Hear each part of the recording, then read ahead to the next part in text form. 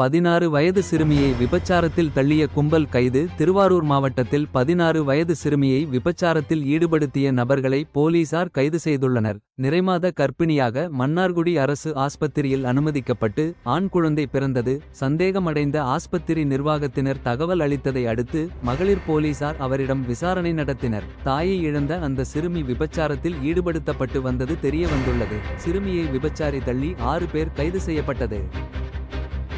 குடிப்பழக்கத்திற்கு அடிமையாகும் சிறுவர்கள் கிராம மக்கள் போராட்டம். தஞ்சாவூர் மாவட்டம் திருவையாறு அருகே சிறுவர்கள் குடிப்பழக்கத்திற்கு அடிமையாக கூறி அரசாங்கத்தை கண்டித்து கிராம மக்கள் சாலை மறியல் போராட்டத்தில் ஈடுபட்டுள்ளனர். அப்பகுதிகளில் மது பாட்டில்கள் 24 மணி நேரமும் சட்டவிரோதமாக அதிகமான விலைக்கு விற்பனை செய்யப்படுவதாகவும் தெரிகிறது. இதனால் சிறுவர்கள் அதிக அளவில் குடிப்பழக்கத்திற்கு அடிமையாகி வருவதாக கூறப்படுகிறது. மேலும் பெண்கள் அச்சத்துடன் இருப்பதாகவும் கூறப்படுகிறது. இதுகுறித்து மாவட்ட நிர்வாகமும் போலீசாரும் நடவடிக்கை எடுக்க வலியுறுத்தினர்.